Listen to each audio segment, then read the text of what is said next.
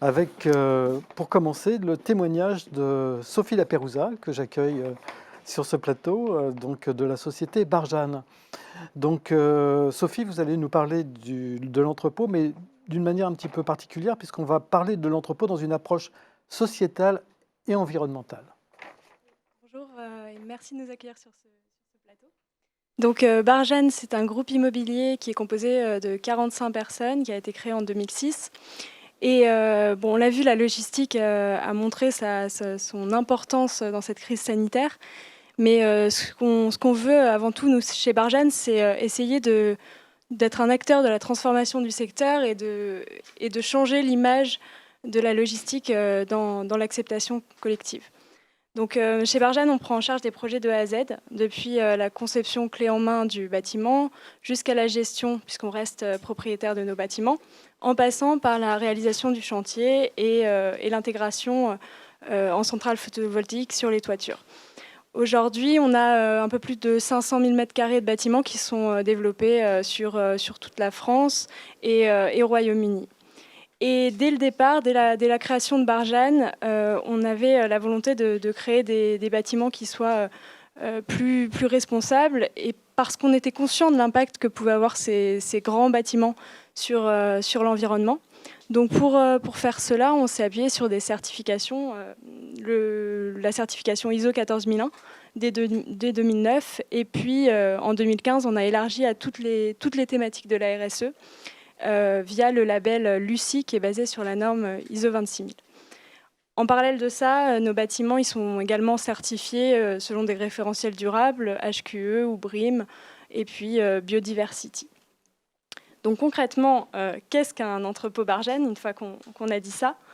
On essaie de travailler, que je ne me trompe pas de sens, voilà, sur différentes composantes sur nos entrepôts. Tout d'abord, on essaie de réduire leur impact sur l'environnement et de préserver au maximum les ressources.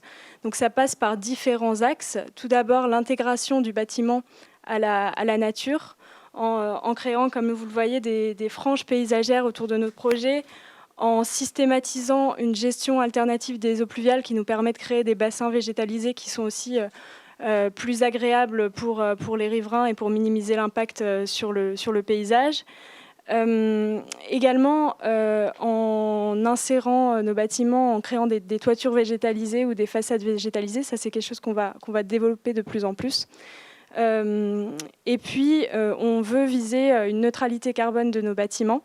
Donc ça passe également par différentes choses. Tout d'abord, un bâtiment qui soit moins énergivore et moins consommateur en énergie grâce à des équipements plus performants. Je crois qu'on parlera de LED tout à l'heure, ça passe par ça. Une isolation plus poussée du bâtiment. L'équipement de tous nos projets en centrale photovoltaïque sur toute la France. Et puis également l'utilisation de matériaux biosourcés comme le bois à l'intérieur du bâtiment. Et également, on souhaite développer au maximum la biodiversité sur nos projets en conservant des zones gérées en dynamique naturelle qui sont propices au développement de la faune et de la flore, en installant des refuges pour la faune ou en faisant des partenariats avec des associations type la Ligue de protection des oiseaux pour suivre les espèces qui sont présentes sur nos projets. Ensuite, on a vraiment une composante qui est importante pour nous, qui est l'utilisateur au sein de l'entrepôt.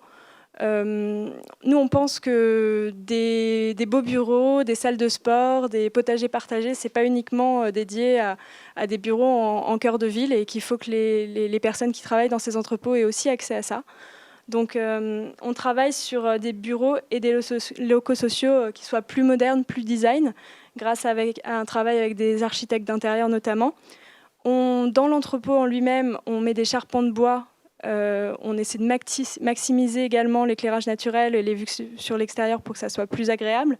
Et puis, on crée des zones de détente extérieure avec des équipements sportifs, des aires de pique-nique, des potagers partagés ou des vergers, des choses comme ça. Et dernier axe qui est vraiment important pour nous, c'est aussi l'ancrage de notre projet dans le territoire qui l'accueille, puisque d'une part, notre projet crée de l'emploi, mais on veut aller plus loin que ça. Et donc, du coup, on essaie de faire découvrir la logistique aux écoliers, aux étudiants, aux lycéens, en leur faisant des visites de sites. On fait également des animations autour de la biodiversité. Donc vous voyez sur une photo, là, c'est une sensibilisation autour de l'apiculture qu'on a fait dans le Var. Et puis, on a créé une fondation d'entreprise Barjane il y a 3 ans pour justement essayer de soutenir aussi des projets d'intérêt général sur nos projets.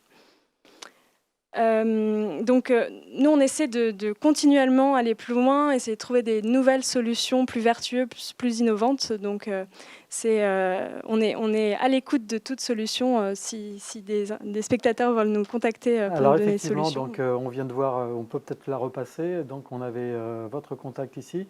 De la même manière, donc, si vous souhaitez poser des questions, je vous rappelle que le chat est ouvert. Vous pouvez donc poser des questions à Sophie Laperouza.